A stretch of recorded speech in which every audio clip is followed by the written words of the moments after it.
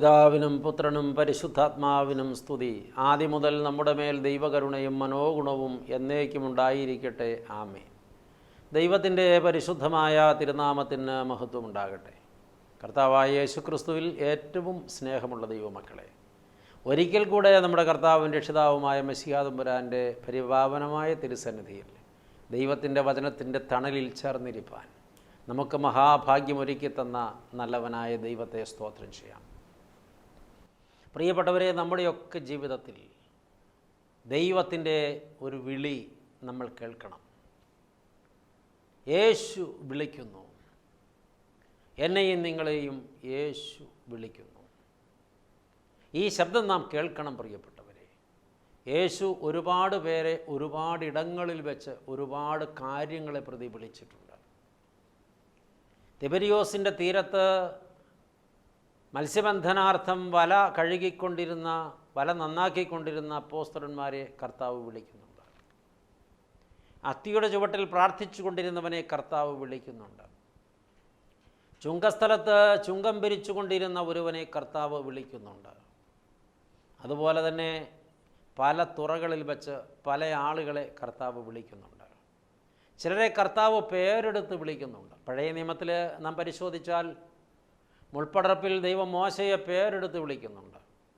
അബ്രഹാമിനെ ദൈവം പേരെടുത്ത് വിളിക്കുന്നുണ്ട്. പ്രവാചകന്മാരിൽ പലരെയും ദൈവം പേരെടുത്ത് വിളിക്കുന്നുണ്ട്. ദൈവം ഓരോരുത്തരെയും വിളിക്കുന്നത് ഓരോരോ ലക്ഷ്യത്തിന് വേണ്ടിയാണ്. മോശയെ വിളിച്ചത് 600,000 വരുന്ന തൻ്റെ ഇസ്രയേൽ മക്കളെ അടിമ വീട്ടിൽ നിന്ന് വിടർത്തി വാഗ്ദത്ത കനാനിൻ്റെ സ്വച്ഛതയിലെത്തിക്കാനാണ്. അബ്രഹാമിനെ വിളിച്ചത് അവനിലൂടെ ദൈവത്തിൻ്റെ വേർതിരിക്കപ്പെട്ട ജനത്തിൻ്റെ ചരിത്രം വളർത്തിയെടുക്കാനാണ്. പ്രിയപ്പെട്ടവരെ, ദൈവം എന്നെയും നിങ്ങളെയും വിളിക്കുന്നുവെങ്കിൽ ആ വിളി നാം കേൾക്കണം. അത് എന്തിനു വേണ്ടിയുള്ള വിളിയാണെന്ന് തിരിച്ചറിയണം. അതിനനുസരിച്ച് നമ്മുടെ ജീവിതത്തെ ക്രമപ്പെടുത്തണം. ദൈവം നമ്മെ വിളിക്കുന്നു. എന്തിനായിട്ട് വിളിക്കുന്നു? ലൂക്കോസ് എഴുതിയ രക്ഷാസുവിശേഷം 5-ാം അധ്യായത്തിൻ്റെ 32-ാമത്തെ തിരുവചനം കർത്താവ് ഒരു കാര്യം വ്യക്തമായി പറയുന്നു. ഞാൻ നീതിമാന്മാരെയല്ല പാപികളെ അത്രേ മാനസാന്തരത്തിനായി വിളിപ്പാൻ വന്നിരിക്കുന്നത് എന്ന് ഉത്തരം പറഞ്ഞു. ഞാൻ നീതിമാന്മാരെയല്ല പാപികളെ അത്രേ മാനസാന്തരത്തിനായി വിളിക്കാൻ വന്നിരിക്കുന്നത്. നമ്മുടെയൊക്കെ ഒരു കാഴ്ചപ്പാട് ദൈവം നീതിമാന്മാരെ നിരന്തരം വിളിക്കുന്നു, കരുതുന്നു, സംരക്ഷിക്കുന്നു എന്നാണ്. ഇവിടെ കർത്താവ് തിരുത്തി പറയുകയാണ്. ഞാൻ നീതിമാന്മാരെ അല്ല വിളിപ്പാൻ വന്നത്, പാപികളെ വിളിക്കാനാണ് വന്നത്. യേശു വിളിക്കുന്നു പാപിയായൊരു മനുഷ്യനെ. എന്തിനു വേണ്ടി വിളിക്കുന്നു? മാനസാന്തരത്തിനായിട്ട് തന്നെ. പാപത്തിന് ഒരുപാട് മേഖലകളുണ്ട് പ്രിയപ്പെട്ടവരെ. ആന്തരികമായ പാപങ്ങളുണ്ട്, ആത്മീകമായ പാപങ്ങളുണ്ട്, മനസ്സിനെ ബാധിക്കുന്ന പാപങ്ങളുണ്ട്, ശരീരത്തെ ബാധിക്കുന്ന പാപങ്ങളുണ്ട്.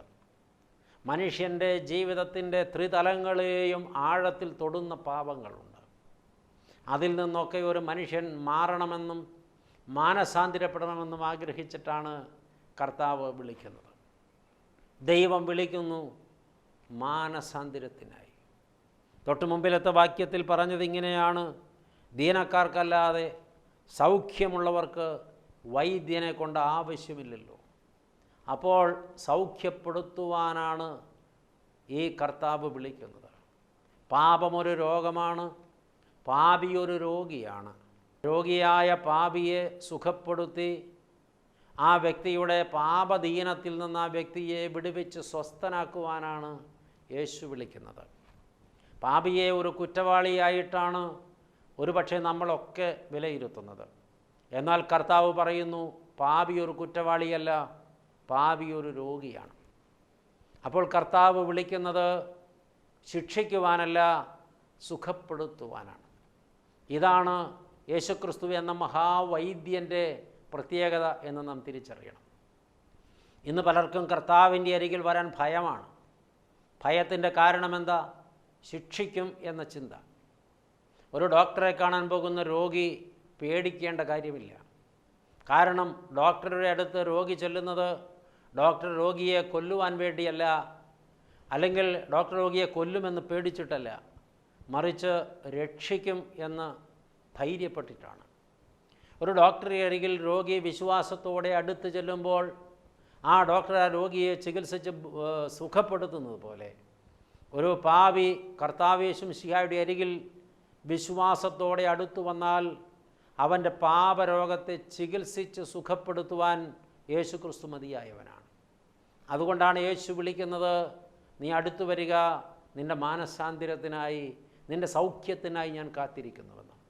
ഇത് കേട്ടുകൊണ്ടിരിക്കുന്ന പ്രിയ ദൈവജനമേ, ഏതെങ്കിലുമൊക്കെ പാപത്തിൻ്റെ പിടിയിലമർന്ന് മരണത്തിൻ്റെ കരാളഹസ്തങ്ങളിൽ പെട്ടുപോയിട്ടുള്ള ആരെങ്കിലും ഇത് കേൾക്കുന്നുണ്ടെങ്കിൽ, നമ്മളെ ബാധിക്കുന്ന രോഗമൊന്നുമല്ല പ്രിയപ്പെട്ടവരെ നമുക്ക് ഏറ്റവും വലിയ ഭീഷണിയായ രോഗം. ക്യാൻസർ ഒരു മാരകമായ രോഗമാണ്. പക്ഷേ ക്യാൻസർ ഒരിക്കലും ആത്മാവിനെ കൊല്ലുന്ന രോഗമല്ല, ദൈവബന്ധത്തിൽ നിന്നൊരാളെ പിരിക്കുന്ന രോഗമല്ല, നരകത്തിലെത്തിക്കുന്ന രോഗമല്ല, നിത്യമരണം വിധിക്കുന്ന രോഗമല്ല. എന്നാൽ പാപം ഇതെല്ലാം സംഭവിക്കുവാൻ മുഖാന്തിരമായ രോഗമാണ്. അപ്പോൾ ക്യാൻസറിനേക്കാൾ ഒരാൾ പേടിക്കേണ്ടത് പാപത്തെയാണ്. ഇന്ന് പാപം ചെയ്യുമ്പോൾ ആർക്കും അതിനെ പേടിയില്ല. മറിച്ച് ക്യാൻസർ എന്ന് കേൾക്കുമ്പോൾ ഭയങ്കരമായ പേടിയാണ്. പാപത്തെ പേടിക്കാതെ രോഗത്തെ പേടിക്കുന്നവർ സത്യത്തിൽ മൂഢന്മാരാണ്. രോഗത്തെ പേടിക്കേണ്ട പ്രിയപ്പെട്ടവരെ, അതിന് നമ്മുടെ ശരീരത്തിന് മാത്രമേ ദോഷം വരുത്താൻ കഴിയുകയുള്ളൂ.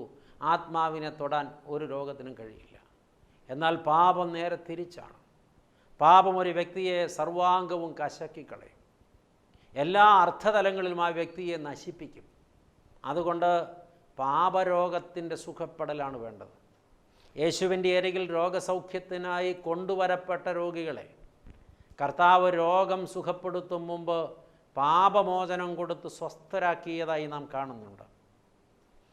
മർക്കോസ് എഴുതിയ രക്ഷാസുവിശേഷം 2-ാം അധ്യായത്തിൽ കപ്പർന്നഹൂമിലെ വീട്ടിൽ യേശു ഇരിക്കുമ്പോൾ 4 ആളുകൾ കൂടി ഒരു പക്ഷവാതക്കാരനെ കട്ടിലോടുകൂടി ചുമന്നുകൊണ്ടുവരുന്ന ഒരു രംഗം അവിടെ നാം വായിക്കുന്നുണ്ട്. അവർ ആ വീടിനോടടുത്തപ്പോൾ ആ വീട്ടിൽ അകത്തും പുറത്തും പരിസരത്തും പുരുഷാരം തിങ്ങിക്കൂടിയിരുന്നത് കൊണ്ട് യേശുവിൻ്റെ അരികിലേക്ക് ഈ തളർന്ന രോഗിയെ കൊണ്ടുവന്ന് സമർപ്പിക്കാൻ അവർക്ക് കഴിയുന്നില്ല. എന്നാൽ ഈ കൊണ്ടുവന്നവർ യേശുവിൽ അത്രമാത്രം തീക്ഷ്ണ വിശ്വാസമുള്ളവരായിരുന്നത് കൊണ്ട് അവർ ചില ശക്തമായ തീരുമാനങ്ങൾ എടുത്തതാണ് പിന്നെ കണ്ടത്. അവരാ വീടിൻ്റെ മേൽപ്പുര പൊളിച്ചു തുറന്ന് കട്ടിലോടുകൂടി ആ രോഗിയെ കർത്താവിൻ്റെ മുമ്പിൽ കെട്ടിയിറക്കി വെച്ചു. വലിയ സാഹസമാണ് അവർ ചെയ്തത്. സ്വന്തം വീടിൻ്റെ മേൽപ്പുരയൊന്നുമല്ല അവർ പൊളിച്ചത്, ആരുടെയോ വീടിൻ്റെ മേൽപ്പുര പൊളിച്ചിരിക്കുന്നു. നഷ്ടപരിഹാരം കൊടുക്കേണ്ടി വരും. മാത്രമല്ല, ചിലപ്പോൾ ചില ഭീഷണികളും ആക്രമണങ്ങളും നേരിടേണ്ടി വന്നേക്കാം. എന്തൊക്കെ നേരിടേണ്ടി വന്നാലും ഇത് ചെയ്തേ തീരൂ എന്ന നിർബന്ധ ബുദ്ധി അവർക്കുണ്ടായിരുന്നു. എത്ര സാഹസപ്പെട്ട് ഈ പണി ചെയ്താലും ഈ രോഗി സുഖപ്പെടുമെന്ന ഉറപ്പ് അവർക്കുണ്ടായിരുന്നു. അവരുടെ വിശ്വാസം അത്ര തീക്ഷ്ണമായിരുന്നു. അതുകൊണ്ടാണ് അവരാ വലിയ കാര്യം ചെയ്യുവാൻ തീരുമാനിച്ചതും നടപ്പിലാക്കിയത്. ഇത്രയൊക്കെ സാഹസപ്പെട്ട് ഈ രോഗിയെ കട്ടിലോടുകൂടി കെട്ടിയിറക്കി യേശുവിൻ്റെ മുമ്പിൽ വെച്ചിട്ട് ആ രോഗിയുടെ രോഗം സൗഖ്യമാക്കുന്നതിനെക്കുറിച്ച് കർത്താവ് ഒരക്ഷരം പോലും മിണ്ടിയില്ല. മറിച്ച് കർത്താവ് പറഞ്ഞത്, മകനെ, നിൻ്റെ പാപം മോചിച്ചിരിക്കുന്നു എന്നാണ്. ഇവിടെ ഒരു വലിയ പാഠം നമ്മൾ പഠിക്കാനുണ്ട് പ്രിയപ്പെട്ടവരെ. മഹാവൈദ്യനായ കർത്താവ് ഇപ്പോഴാ മനുഷ്യനെ സുഖപ്പെടുത്തുകയാണ്. അയാളുടെ യഥാർത്ഥ രോഗം അയാളുടെ പാപമായിരുന്നു. ആ പാപമെന്ന രോഗത്താൽ തളർന്നുപോയ മനുഷ്യനാണ് അയാൾ. പാപത്തിൽ തളർന്നുപോയ മനുഷ്യന് സ്വാഭാവികമായിട്ടും ശരീരവും കൂടെ തളർന്നുപോയി എന്നേ ഉള്ളൂ. അയാളുടെ രോഗത്തിൻ്റെ റൂട്ട് പാപമാണ്. അതിൻ്റെ അടിവേരും തായ്വേരും പാപമാണ്. പാപത്താലാണ് മനുഷ്യൻ വീണുപോയത്. സ്വാഭാവികമായും ആ മനുഷ്യന് സൗഖ്യം കിട്ടണമെങ്കിൽ അയാളുടെ പാപമാണ് മോചിക്കപ്പെടേണ്ടത്. പാപം മോചിക്കപ്പെട്ടല്ലാതെ ആ മനുഷ്യന് സുഖം കിട്ടാൻ പോകുന്നില്ല. ശരീരത്തിന് സുഖം കിട്ടിയതുകൊണ്ടും പാപമോചനം ലഭിക്കാത്ത പക്ഷം ആ മനുഷ്യന് മനസുഖമോ ആത്മസുഖമോ ലഭിക്കുന്നില്ല. മനസുഖവും ആത്മസുഖവും ലഭിക്കാത്തൊരു വ്യക്തിക്ക് ശരീരസുഖം കൊണ്ട് ഒരു പ്രയോജനവുമില്ല. ഇന്ന് പലരുടെയും ശരീരം വളരെ സുഖമുള്ള ശരീരമാണ്, പക്ഷെ മനസ്സും ആത്മാവും ഒരുപാട് രോഗാതുരമാണ്. ശരീരത്തിന് ഒരു തരക്കേടുമില്ല, പക്ഷെ മനസ്സിൽ മാരകമായ ഒരുപാട് രോഗങ്ങൾ പിടികൂടിയിരിക്കുകയാണ്. വിദ്വേഷമെന്ന രോഗം, വെറുപ്പെന്ന രോഗം, പകയെന്ന രോഗം, ആസക്തികളെന്ന രോഗം, വ്യഭിചാര ചിന്തയും മോഹങ്ങളുമാകുന്ന രോഗം. സത്യത്തിൽ ഇവരാണ് മാരക രോഗികൾ. ക്യാൻസർ ബാധിച്ച ഒരാളേക്കാൾ എത്രയോ മടങ്ങ് കുഴപ്പം പിടിച്ച രോഗി, മരണാർഹനായ രോഗി ഈ പാപം ഉള്ളിൽ പേറുന്നയാളാണ്. പ്രിയപ്പെട്ടവരെ, ആ രോഗിയെ സുഖപ്പെടുത്തണമെങ്കിൽ ആ വ്യക്തിയുടെ പാപം മോചിക്കപ്പെടണം. നമ്മൾ രോഗം മാറുവാൻ വേണ്ടി പ്രാർത്ഥിക്കുന്നവരാണ്. ഇപ്പോൾ തന്നെ ഞാൻ പ്രാർത്ഥിക്കുന്ന ലിസ്റ്റിൽ ക്യാൻസർ ബാധിച്ച് ചികിത്സയിലിരിക്കുന്ന ഏതാണ്ട് 60-70 പേരുണ്ട്. പല പ്രായത്തിലുള്ള ആളുകളാണ്. കൊച്ചുകുട്ടികൾ മുതൽ വൃദ്ധർ വരെ ആ ലിസ്റ്റിലുണ്ട്. പ്രിയപ്പെട്ടവരെ, അവർക്കെല്ലാവർക്കും വേണ്ടി നിരന്തരം പ്രാർത്ഥിക്കുന്നു. എന്നാൽ എൻ്റെ പാപത്തിൽ നിന്ന് എനിക്ക് സൗഖ്യം കിട്ടുവാൻ പ്രാർത്ഥിക്കണമെന്ന് ആരും വിളിച്ചു പറയാത്തത് എന്തേ? ഒരുപക്ഷെ ഈ സന്ദേശം കേട്ട് കഴിയുമ്പോൾ ആരെങ്കിലുമൊക്കെ എന്നാൽ ഇരിക്കട്ടെ, അച്ഛൻ എന്നെക്കുറിച്ചൊരു നല്ല കാര്യം ചിന്തിക്കട്ടെ എന്നോർത്ത് വിളിച്ചു പറയാനൊന്നും മുതിരണ്ട. യഥാർത്ഥത്തിൽ പാപിക്ക് താൻ രോഗിയാണെന്ന് അറിയില്ലേ? തൻ്റെ രോഗം മരണത്തിനുള്ള രോഗമാണെന്ന് അറിയില്ലേ? അതറിയാത്തത് കൊണ്ടാണോ എനിക്ക് വേണ്ടി പ്രാർത്ഥിക്കണമെന്ന് ആവശ്യപ്പെടാത്തത്? അല്ല, എനിക്ക് വേണ്ടി പ്രാർത്ഥിക്കണമെന്ന് പറയാൻ കഴിയണമെങ്കിൽ കർത്താവ് ഇവിടെ പറഞ്ഞതുപോലെ മാനസാന്തരപ്പെടുവാൻ കഴിയണം. മാനസാന്തരത്തിലേക്ക് ഒരു വ്യക്തിയുടെ മനസ്സ് വെമ്പൽ കൊള്ളുമ്പോഴാണ് എനിക്ക് വേണ്ടി പ്രാർത്ഥിക്കണം എന്ന് ഒരാചാര്യനോട് ആവശ്യപ്പെടുവാൻ ഒരു പാപിക്ക് മനസ്സുണ്ടാകുകയുള്ളൂ. പാപത്തിൽ തന്നെ തുടരാനും പാപത്തെ ആസ്വദിപ്പാനും ആഗ്രഹിക്കുന്ന ഒരു വ്യക്തിക്കും എനിക്ക് വേണ്ടി എൻ്റെ പാപത്തിൽ നിന്നുള്ള മോചനത്തിന് വേണ്ടി പ്രാർത്ഥിക്കണമെന്ന് പറയാൻ കഴിയില്ല. ചിലർ വിളിച്ച് പറയുന്നത്, എനിക്കിങ്ങനെയൊരു വലിയ ദോഷമുണ്ട്, ആ ദോഷമാണെന്ന് എനിക്കറിയാം, പക്ഷേ എനിക്കതിൽ നിന്ന് വിട്ടുപോരാനായിട്ട് കഴിയുന്നില്ല, എനിക്ക് വേണ്ടി പ്രാർത്ഥിക്കണം. ആ പക്ഷേയിൽ അവരൊരു കാര്യം ഒളിപ്പിച്ചു വച്ചിട്ടുണ്ട്. എനിക്ക് ഈ പാപത്തെ വിടാൻ മനസ്സില്ല, ഈ പാപത്തെ ഞാൻ അങ്ങേയറ്റം സ്നേഹിക്കുന്നുണ്ട്, ഈ പാപത്തെ ഞാൻ അങ്ങേയറ്റം ആസ്വദിക്കുന്നുണ്ട്, എനിക്കിതിൽ നിന്ന് വിടുതൽ കിട്ടാനായിട്ട് ആഗ്രഹമൊന്നുമില്ല, അച്ഛൻ പ്രാർത്ഥിക്കണം. സത്യത്തിൽ പ്രിയപ്പെട്ടവരെ, നമ്മളെ കളിയാക്കുന്ന ഒരു പരിപാടിയാണത്. അങ്ങനെ ഒരു ആഗ്രഹവും അങ്ങനെ ഒരു ഇച്ഛാശക്തിയും അങ്ങനെ ഒരു തീരുമാനവും ഒരു വ്യക്തിക്കുണ്ടെങ്കിൽ, ഞാൻ ഈ പാപത്തെ വെറുക്കുന്നു, ഞാൻ ഈ പാപത്തിൽ നിന്ന് മോചനം പ്രാപിപ്പാൻ അങ്ങേയറ്റം ആഗ്രഹിക്കുന്നു, എനിക്കത് കഴിയുമെന്ന് ഞാൻ വിശ്വസിക്കുന്നു, എൻ്റെ കർത്താവിനെ സുഖപ്പെടുത്തുമെന്ന് ഞാൻ ഉറയ്ക്കുന്നു, എനിക്ക് വേണ്ടി പ്രാർത്ഥിക്കണമെന്നാണ് പറയുക. കഴിഞ്ഞ ദിവസം ഒരു ചെറുപ്പക്കാരൻ വിളിച്ചു, 15 മിനിറ്റാണ് സംസാരിച്ചത്. ഞാൻ പറഞ്ഞു, കുഞ്ഞേ, നീ നിൻ്റെ പാപത്തെ വെറുത്ത് ഉപേക്ഷിക്കുക, നീ പാപം ചെയ്യുകയില്ലെന്ന് തീരുമാനിക്കുക, നീ കുഞ്ഞാടിൻ്റെ രക്തത്തിൽ കഴുകപ്പെടലിൽ ഏൽപ്പിക്കുക, നീ ക്രൂശിൻ്റെ ചുവട്ടിലേക്ക് മുട്ടുമടക്കുക, നിൻ്റെ പാപത്തെ ക്ഷമിക്കുവാൻ മതിയാവിനെ നീ വിശ്വസിക്കുക, നിൻ്റെ പാപത്തിന് വേണ്ടി കാൽവരി ക്രൂശിൽ യാഗമായി തീർന്നവൻ്റെ പരമയാഗത്താൽ നിനക്ക് മോചനമുണ്ടെന്ന് നീ അംഗീകരിക്കുക, എന്നിട്ട് നീ നിൻ്റെ പാപത്തെ വെറുത്ത് ക്രൂശിൻ്റെ ചുവട്ടിൽ സമർപ്പിക്കുക, അപ്പോൾ നിനക്ക് മോചനം കിട്ടും. ഓരോ വാക്കച്ഛൻ പറയുമ്പോഴും ഈ ചെറുപ്പക്കാരൻ അച്ഛനെ തിരുത്തിക്കൊണ്ടിരുന്നു. അച്ഛാ പക്ഷേ, അച്ഛാ പക്ഷേ, അച്ഛാ പക്ഷേ. ഈ പക്ഷേ പറയുന്നവരുടെ കുഴപ്പം, എനിക്ക് മനസ്സില്ല, എനിക്ക് മാനസാന്തരപ്പെടാൻ മനസ്സില്ല, എനിക്ക് മാനസാന്തരപ്പെടാൻ മനസ്സില്ല എന്നാണ് അവർ പറയുന്നത്. കുറേ നേരം കേൾക്കുമ്പോൾ സ്വാഭാവികമായി നമ്മൾ അസ്വസ്ഥരാകും. പ്രിയപ്പെട്ടവരെ, നിങ്ങളൊന്ന് തിരിച്ചറിയണം, ഇവിടെ പക്ഷേകൾക്ക് സ്ഥാനമില്ല, ഒരു ന്യായീകരണങ്ങൾക്കും സ്ഥാനമില്ല. എനിക്ക് കഴിയുന്നില്ല എന്ന് പറയുന്നത് സ്വന്തം പരിശ്രമത്താൽ മോചനം കിട്ടണം എന്ന നിർബന്ധ ബുദ്ധിയിൽ നിന്നാണ്. അത് അസാധ്യമാണ്. സർവശക്തൻ മതിയായവനാണ്. അവൻ വിളിക്കുന്നത് മാനസാന്തരത്തിന് വേണ്ടിയാണ്. യേശു വിളിക്കുന്നു മാനസാന്തരത്തിന് വേണ്ടി. മദ്യപാനത്തിൻ്റെ പിടിയിലമർന്നവരെ അതിൽ നിന്ന് മടങ്ങി വരുവാൻ വേണ്ടി യേശു വിളിക്കുന്നു. മാനസാന്തരം എന്ന വാക്കിനെക്കുറിച്ചും അതിൻ്റെ അർത്ഥവ്യാപ്തിയെക്കുറിച്ചുമൊക്കെ മുമ്പ് ചില പ്രസംഗങ്ങളിൽ അച്ഛൻ പലവട്ടം ആവർത്തിച്ച് പറഞ്ഞതാണ്. എങ്കിലും ഇവിടെ അത് പ്രസക്തമായതുകൊണ്ട് പതുക്കെ ഒന്ന് സൂചിപ്പിക്കട്ടെ. മനസ്സ് അന്തരത്തെ പ്രാപിക്കുന്ന പ്രക്രിയയാണ് മാനസാന്തരം. മനസ്സ് അന്തരത്തെ പ്രാപിക്കുന്ന പ്രക്രിയ. അന്തരമെന്ന വാക്കിൻ്റെ അർത്ഥം മറ്റൊന്ന് എന്നാണ്. മനസ്സ് മറ്റൊന്നിനെ പ്രാപിക്കുന്ന പ്രക്രിയയാണ് മാനസാന്തരം. എന്ന് വെച്ചാൽ, ഇപ്പോൾ മനസ്സിലുള്ളതിനെ പുറത്തു കളഞ്ഞാലേ മറ്റൊന്നിനെ പ്രാപിക്കാൻ സാധ്യമാകുകയുള്ളൂ. മനസ്സിലുള്ളത് എന്താണ്?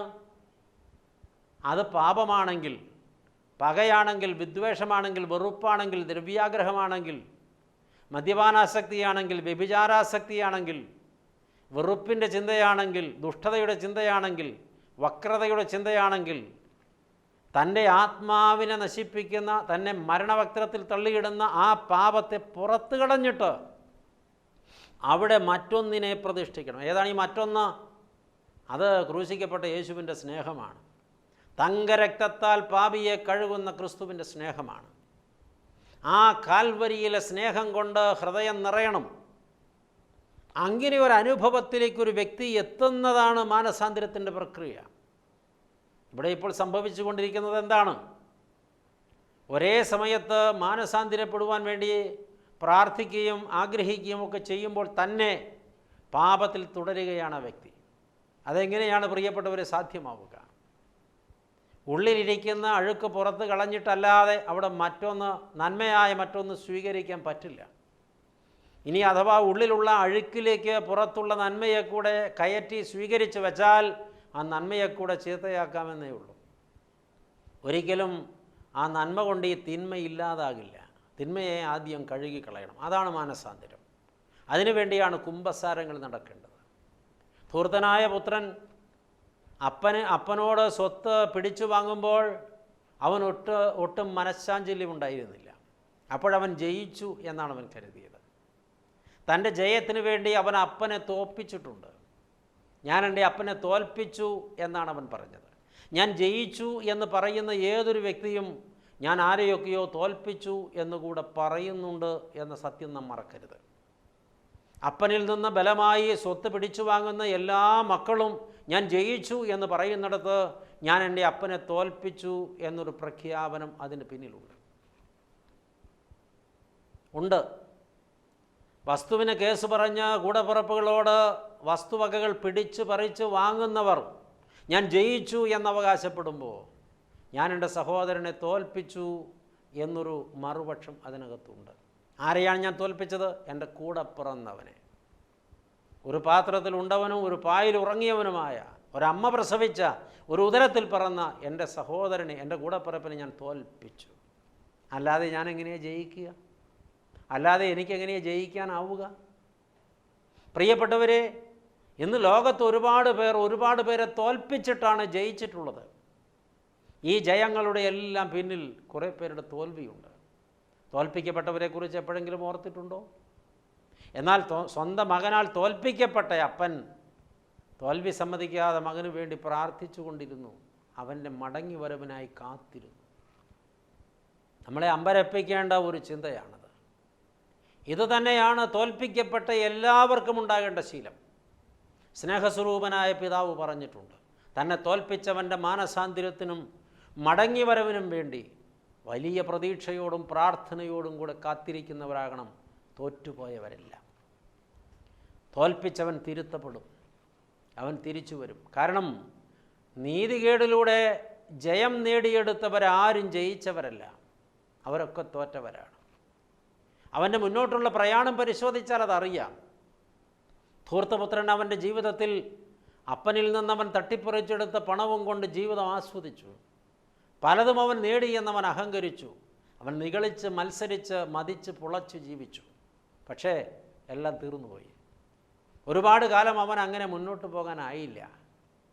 എല്ലാം നഷ്ടപ്പെട്ടപ്പോൾ, ആഹാരത്തിന് മുട്ടുവന്നപ്പോൾ, വസ്ത്രമില്ലാതെ വന്നപ്പോൾ, അവന് പന്നിക്കുഴിയിൽ കിടക്കേണ്ടി വന്നപ്പോൾ, പന്നികളുടെ ആഹാരം പോലും അവന് ലഭ്യമാകാതെ വന്നപ്പോൾ അവന് മനസ്സിലായി തോറ്റത് അപ്പനല്ല, ഞാനാണ്. അപ്പൻ്റെ മുമ്പിൽ അഭിമാനത്തോടെ നെഞ്ചു വിരിച്ച് തല ഉയർത്തി നിന്ന് ഞാൻ അപ്പനെ തോൽപ്പിച്ച് എന്ന് ഉള്ളിൽ ആഹ്ലാദാരവം മുഴക്കി വീട് വിട്ടു പോന്നവൻ ഇപ്പോൾ പന്നിക്കുഴിയിലിരുന്ന് പറയുകയാണ്, തോറ്റത് അപ്പനല്ല, ഞാനാണ്. ജയിച്ചത് അപ്പനാണ്. അപ്പൻ്റെ വീട്ടിൽ ഇന്നും വിരുന്നുകളുണ്ട്. അപ്പൻ്റെ വീട്ടിൽ വേലക്കാർ തിന്ന് ശേഷിപ്പിക്കുന്നുണ്ട്. ഞാൻ ഇന്ന് ആഹാരത്തിന് മുട്ടുള്ളവനാണ്. തിരിച്ചറിയണം പ്രിയപ്പെട്ടവരെ, അവന് മാനസാന്തരമുണ്ടായി. അവിടെ അവൻ നുള്ളിക്കളഞ്ഞിരുന്ന അപ്പൻ്റെ സ്നേഹം അവനിൽ തിരികെ കയറുവാൻ അവനിലുണ്ടായിരുന്ന സകല തിന്മകളെയും അവൻ പുറത്തു കളഞ്ഞു. എന്നിട്ട് അവനവിടെ അപ്പൻ്റെ സ്നേഹത്തെ പ്രതിഷ്ഠിക്കുകയാണ്. എന്നിട്ട് അവൻ പറയുന്നുണ്ട്, ഞാൻ എൻ്റെ അപ്പൻ്റെ വീട്ടിലേക്ക് മടങ്ങിപ്പോകും. ഞാൻ എൻ്റെ അപ്പൻ്റെ കാൽക്കൽ വീണ് മാപ്പ് അപേക്ഷിക്കും. എൻ്റെ അപ്പൻ്റെ വീട്ടിൽ മകനായിട്ടല്ല, വേലക്കാരനായി സ്വീകരിപ്പാൻ ഞാൻ എൻ്റെ അപ്പനോട് കെഞ്ചി നിലവിളിക്കും. മാനസാന്തരം. അവൻ മടങ്ങി വരികയാണ്. ഇതാണ് ഇന്ന് കർത്താവ് എന്നോട് നിങ്ങളോട് ചോദിക്കുന്നത്. മാനസാന്തരത്തിനായിട്ട് യേശു നമ്മെ വിളിക്കുകയാണ്. ഒരുപാട് മേഖലകളിൽ നാം മാനസാന്തരപ്പെടേണ്ടതായിട്ടുണ്ട്. മാതാപിതാക്കളോട് വലിയ ദുഷ്ടതയോടെ പെരുമാറി, അവരുടെ മനസ്സ് നോവിച്ച്, അവരുടെ സ്വത്ത് പിടിച്ചു വാങ്ങിയെടുത്ത്, അവർ വൃദ്ധസദനങ്ങളിലോ ഇരുട്ടുള്ള മുറികളിലോ അടച്ചിട്ട മക്കൾ ഒന്ന് തിരിച്ചറിയണം, നീ ജയിച്ചിട്ടില്ല, നീ തോറ്റു. ജയിച്ചത് നിൻ്റെ അപ്പനാണ്, നിൻ്റെ അമ്മയാണ്. നീ മാനസാന്തരപ്പെട്ടവരിലേക്ക് തിരികെ ചെല്ലണം. അല്ലെങ്കിൽ നീ തകർന്നു പോകുന്നത് നീ തന്നെ കണ്ണുകൊണ്ട് കാണേണ്ടി വരും. പ്രിയപ്പെട്ട ദൈവമക്കളെ, സഹോദരങ്ങളുമായി ഏതെങ്കിലും വിധത്തിൽ ഇതുപോലെ മുറിവുകളുണ്ടായി, ഞാൻ അവനെ തോൽപ്പിച്ചു എന്ന് ചിരിക്കുന്നവർ തിരിച്ചറിയുക, നീ മാനസാന്തരപ്പെടണം. തോറ്റത് അവനല്ല, അവളല്ല, നീയാണ്. എല്ലാ തലങ്ങളിലും ഇത് വളരെ പ്രസക്തിയുള്ളൊരു വിഷയമാണ് പ്രിയപ്പെട്ടവരെ. ഇന്ന് മുഴങ്ങിക്കേൾക്കുന്നത് മാനസാന്തരത്തിൻ്റെ കാഹളമാണ്. നമ്മളായിരിക്കുന്ന അവസ്ഥയിൽ നമുക്ക് മാറ്റം വരേണ്ടതുണ്ട്. ദൈവത്തിൻ്റെ സ്നേഹം നിരന്തരം നമ്മെ പിന്തുടർന്നിട്ടും, ദൈവം തൻ്റെ ദാസന്മാരിലൂടെ, അഭിഷിക്തന്മാരിലൂടെ, സുവിശേഷകന്മാരിലൂടെ നിരന്തരം നമ്മോട് സംവദിച്ചിട്ടും, ക്രൂശിക്കപ്പെട്ട യേശുവിൻ്റെ സ്നേഹത്തെ തള്ളി ഞാൻ ജയിച്ചു എന്ന് പറഞ്ഞ് പാപാസ്വാദനങ്ങളിൽ മുഴുകുന്ന ഏത് വ്യക്തിയും തിരിച്ചറിയുക, നീ തോറ്റവനാണ്, നീ തോറ്റവളാണ്. ഒരിക്കൽ നീ തിരിച്ചു വരേണ്ടി വരും. അത് വേഗത്തിലായാൽ നഷ്ടം കുറയും. ഒരുപക്ഷെ അവസരം കിട്ടാതെ പോയാൽ നിത്യനഷ്ടമായി അത് മാറും. നമുക്കറിയില്ല എപ്പോൾ, എവിടെ, എന്ത്, എങ്ങനെ സംഭവിക്കുമെന്ന്. ഈ ജീവിതം വളരെ ചെറുതാണ്, നിസ്സാരമാണ്, വാടിക്കൊഴിയുന്ന പുൽക്കൊടി പോലെ ഉള്ളതാണ്. അതുകൊണ്ട് കർത്താവ് മാനസാന്തരത്തിനായിട്ട് വിളിക്കുകയാണ്. കർത്താവിൻ്റെ പ്രസംഗം തുടങ്ങുന്നത് മാനസാന്തരപ്പെടുവീൻ എന്ന് വിളംബരം ചെയ്തുകൊണ്ടാണ്. മർക്കോസ് എഴുതിയ രക്ഷാസുവിശേഷം 1-ാം അധ്യായം 15-ാം വാക്യം. കാലം തികഞ്ഞു, ദൈവരാജ്യം സമീപിച്ചിരിക്കുന്നു, ആകയാൽ എല്ലാവരും മാനസാന്തരപ്പെട്ട് സുവിശേഷത്തിൽ വിശ്വസിപ്പിൻ. യേശു വിളിക്കുന്നു. ഇപ്പോഴും പ്രസക്തമായ ഒരു പ്രസംഗ വിഷയമാണ്. സ്നാപക യോഹന്നാൻ പ്രസംഗിച്ചത് യോർദാൻ്റെ കടവിൽ മാനസാന്തരത്തിൻ്റെ പ്രസംഗമാണ്. യോഹന്നാൻ തടവിലായി എന്ന് കേട്ടപ്പോഴാണ് യേശു അതേ പ്രസംഗം ഏറ്റെടുത്ത് പറയുവാൻ തുടങ്ങിയത്. പ്രിയപ്പെട്ടവരെ, ഇന്നും ലോകത്തെ ഏറ്റവും പ്രസക്തിയുള്ള പ്രസംഗ വിഷയം മാനസാന്തരപ്പെടുവീൻ എന്നുള്ളത് തന്നെയാണ്. ജ്ഞാനത്തിൻ്റെയും അറിവിൻ്റെയും ലോകപരമായ മറ്റ് സാധ്യതകളുടെയും പ്രഭാഷണങ്ങളെക്കാൾ എപ്പോഴും പ്രസക്തിയുള്ളതും ശ്രേഷ്ഠതയുള്ളതും മാനസാന്തരപ്പെടുവീൻ എന്ന പ്രസംഗം തന്നെയാണ്. ഇന്ന് ആത്മീയ ശുശ്രൂഷകന്മാരിൽ ഒരുപാട് പേർ പരാമർശിക്കാൻ പോലും ആഗ്രഹിക്കാത്തൊരു വിഷയമാണ് മാനസാന്തരം.